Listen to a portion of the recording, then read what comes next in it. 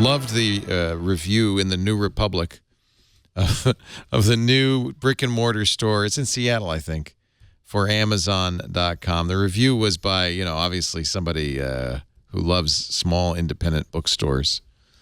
And he was just mocking. The word he used was the banality of Amazon's bookstore. Why does Amazon... By the way, I'm glad you're here, Om, because it was, I think, at least 2, maybe 3 years ago that you said the next step for Amazon was to open a store. You said that. Oh, he's muted. Are you there? There we go. Do you want to say something to me? Congratulations. You are right. So it starts with an S, ends with a Y. It starts with an S. This is like a tough crossword puzzle. It ends with a Y. How many letters? Sorry, I believe. Sorry. Did we mock you at the time? Oh, yeah. You and Scoble and... Yeah. Said, why? Why would you open a store? Well, is this the store that you were hoping that they would open? It's not bad. I think the review made it sound like it was terrible. Yeah. Dustin was hard to get past the snark. There was a lot of snark. It's a snarky piece. I mean, I didn't take it too seriously. Consider the source, too, the New Republic. I mean, these are people who want to preserve independent bookstores and loathe Amazon. Yeah, I went there last week just to check Oh, did it you? out. What'd you think? What's your review? My review is on a scale of 1 to 10. I would give them 6. Okay. I mean, it's not like, but it was clear why they set it up. It's all to essentially showcase their products, not just the books. It's a Kindle showroom, in effect. It's just an Amazon showroom, and that it makes it more attractive to people because it's a bookstore.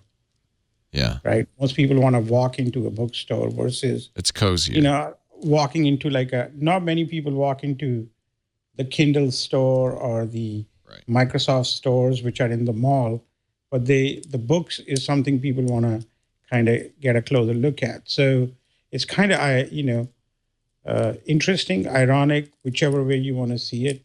It's not an Apple store, just to be clear. No. It's not setting any design standards or anything. But as I remember, the reason you thought Amazon should open a store was really that the future of retail. Don't cry, Leo. You can say sorry. I'm sorry. The future of retail was online, and that the experience of gathering with others and having a coffee, that it was all about experiential stuff. That's what a brick and mortar store should be. Yeah. This doesn't sound like that. No. But they will tweak and get it right, in my opinion. I think it's not a terrible store. Let's just be clear. It's probably a money-losing store, though, for Amazon, right? It's not a...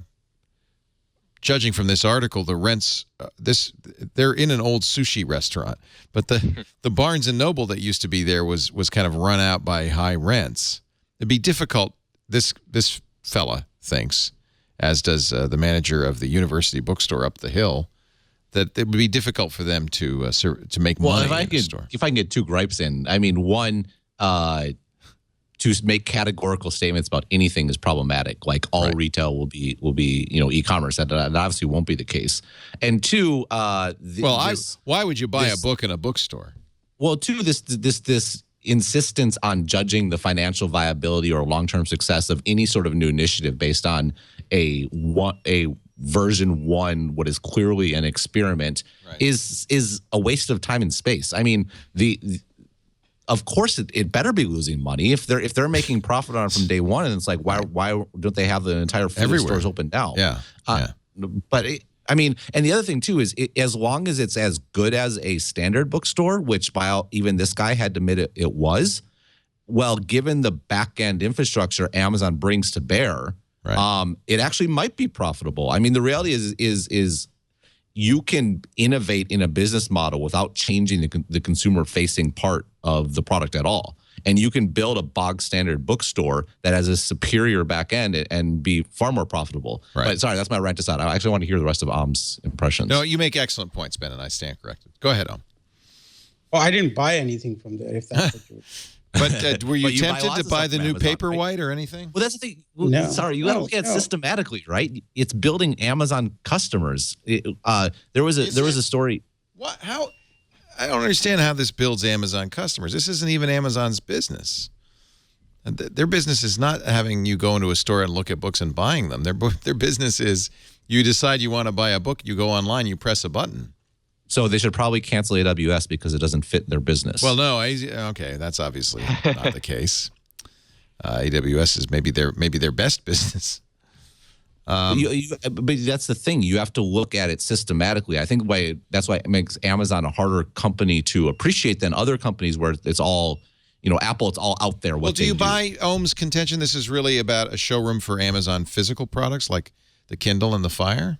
I think it's about getting you into the Amazon ecosystem. We already know a Prime customer spends about $1,600 a year versus a normal customer spends about $400. Right. Like the value of being a part of it, and this is just another entry point. And again, it's version 1. It's experiment. I'm sure they're trying to figure it out, and it might fail. The great thing about Amazon is they do lots of stuff that fails and they close it down. They closed down another business this past week. I can't remember which one it was, and so maybe they'll close it, and that's fine, and they're cool with that. And if it succeeds, well, that's I saw another story. I'm trying to find where it is, but they talked about it was kind of a mocking story too, and they mentioned in the story about someone walked out with a Prime membership. Oh, like I'm pretty sure from Amazon's perspective, that's a pretty that's a win transaction. The big one. How was the Wi-Fi in there? Was it good? No, I don't know. If I didn't try it. I use LTE wherever I go. Yeah, I think Wi-Fi is it disappoints. kind of no. So I think the way to think about the store is, let's say they have a book reading. Right. Book reading is part of the book ecosystem. No, and that's what you said 2 years ago. Right. Exactly. Right. They need. So if all the bookstores go away, there's very few left. Where do all the authors go for doing the book readings and having one-on-one interaction with their fans? You almost don't even need books in this bookstore, frankly. Right. Like, and I bet you most of the books were stocked to move, not stocked to stay there. Right. Right. Like, because they have much more intelligence about what sells in what part of Seattle, right? So they're going to stock books which are kind of, of interest to people in that region. However, like when you look at this, like it was interesting that I would go in, there's a book author, I listen to the author, buy the book, probably order it or do something. And I also check out the new Kindle or the new Kindle Fire or the new Fire TV. And who knows, I might end up with one more product. Like I walk out with one more product or Prime membership or something. And I think that ties you into the ecosystem more tightly, more ecosystem, perhaps not the right word, the Amazon experience. You're, experiencing Amazon at a much more real physical level. So it actually means you can go and trust them. And when you buy stuff from them online, which is what probably they are going for. I mean, why would Microsoft open a Microsoft store? They don't need to, but they have, because it's all about creating. It's different selling computers. I think Apple and Microsoft both realize that the experience of buying computers in a computer store does not benefit them. You go to, I don't even know, at a Best Buy, I guess is the last place you could still go. And that's not going to be a good buying experience for anybody. So where are you experiencing Kindle Fire? Well, you can't. That's right. That's right. Exactly. Yeah. So, although we know now from Pew that only 18% of adults have ebook readers anymore anyway. That may that may be a dying business. That's down quite a bit.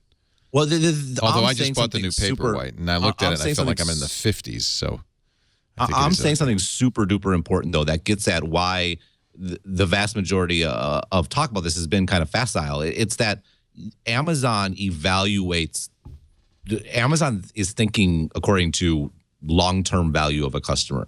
Like it's almost like a CPG company. Like why do you see ads for deodorant or for dishwasher soap? It's because once you get into a habit of buying something, you're going to buy it for the rest of your life. And actually that small purchase magnified by buying it every month for the rest of your life is tremendously valuable.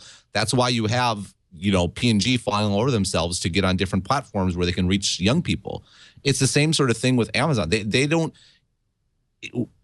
just getting a new customer, and particularly getting a new Prime customer, pays off over decades. Yeah.